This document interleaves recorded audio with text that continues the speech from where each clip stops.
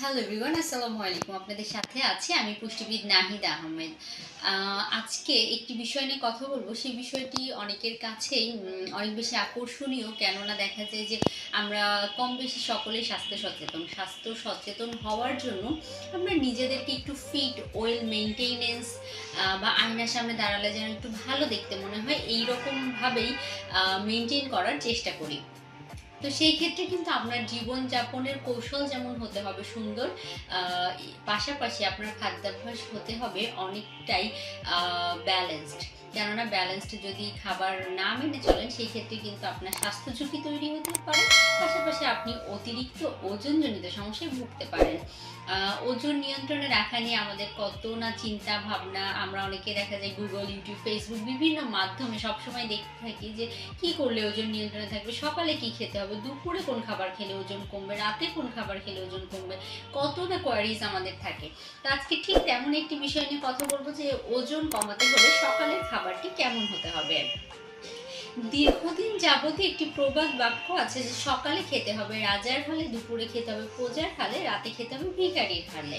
তো সেই ধারাবাহিকতাই ওজন নিয়ন্ত্রণে রাখতে হলে আপনাকে এই বিষয়টি মাথায় রাখতে হবে। যেহেতু রাতের খাবার আমরা সবসময় বলি রাত 8টার মধ্যে আপনাকে শেষ করে ফেলতে হবে, সকালের খাবারটি পর্যন্ত আমরা কিন্তু দেখা যায় দীর্ঘ অনেকটা সময় খালি পেটেই থাকা হয়। 11-12 ঘন্টা অলমোস্ট আমরা খালি পেটে থাকি। বা রাতের কিছু একটা খাবার আমরা গ্রহণ করলেও হালকা পাতলা খাই, যেমন 1 গ্লাস দুধ অথবা দই, এই জাতীয় খাবার আমরা রাতের খাবারের 2 ঘন্টা পরে বা বেড টাইম স্ন্যাকিং সময় খাই। সেটির বিবেচনা করলেও অনেকটা সময় কিন্তু আমাদের না খেয়ে থাকতে হচ্ছে। সেজন্য সকালের খাবারটি অবশ্যই পুষ্টিকর, সুষম এবং খাবারের 6টি উপাদান carbohydrate, protein, fat, vitamin, minerals, পানি সমৃদ্ধ হতে হবে। সকালের খাবার থালাটি হতে হবে একটি আদর্শ থালার মধ্যে। যেমন আমি যদি একটা প্লেটের কথা বিবেচনা করি, সেই প্লেটটিকে 4টি ভাগে ভাগ করে নিতে হবে। এক ভাগে থাকবে কার্বোহাইড্রেট, অর্থাৎ রুটি থাকতে পারে, ওটস থাকতে পারে, মুড়ি থাকতে পারে, কর্নফ্লেক্স থাকতে পারে। কেউ চাইলে সীমিত পরিমাণে ভাতও গ্রহণ করতে পারেন। ভাত খেয়েও কিন্তু ওজন কমানো যায়, যে বিষয়টি সম্পর্কে ভিডিও আমাদের ইউটিউব চ্যানেলে দেওয়া আছে, আপনি চাইলে দেখে নিতে পারেন। পাশাপাশি হচ্ছে সেকেন্ড যে ভাগটি, ওই ভাগে থাকবে প্রোটিনের অংশ হিসেবে আপনি ডিম রাখতে পারেন, আপনি চাইলে দুধ রাখতে পারেন, আপনি মাছ, মাংস, এই জাতীয় খাবারগুলোও রাখতে পারেন, আবার চাইলে ডালও রাখতে পারেন। আর বাকি যে দুটি অন্য ভাগ থাকবে, সেই 2 ভাগে ফল, সবজি।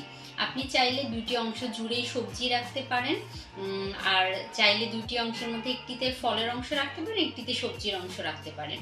তো এই আইডিয়াল প্লেটটিকে যদি আপনি ধরে খাবার তালিকা গঠন করেন বা আপনার সকালের যে ব্রেকফাস্টটি সাজান, সেটি কিন্তু আপনাকে কমপ্লিট একটি স্যাটিডিটি বা আপনার ক্ষুধার যেই অনুভূতিটা, সেই লেভেলটাও মেনটেন করতে সাহায্য করবে, পেট ভরা রাখবে। আর সকালের খাবারটি আপনার কিন্তু সারা দিনের পুষ্টির যোগান দেয়।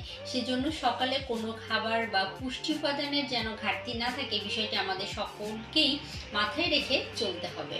তো দর্শক, যারা শুনছিলেন তারা এইভাবে যদি সকালের একটি থালা গঠন করে খাবার গ্রহণ করেন, সেই ক্ষেত্রে কিন্তু সেটি আপনার ওজন নিয়ন্ত্রণে রাখার ক্ষেত্রে খুব কার্যকর ভূমিকা পালন করবে।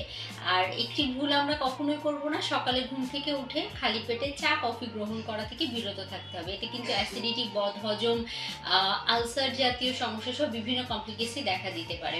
সেজন্য সকালে ঘুম থেকে উঠে 1 গ্লাস ফ্রেশ পানি গ্রহণ করার পরে আপনি কিন্তু আপনার নাস্তা গ্রহণ করে ফেলতে পারেন।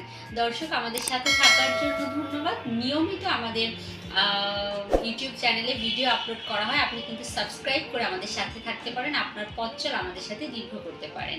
ধন্যবাদ।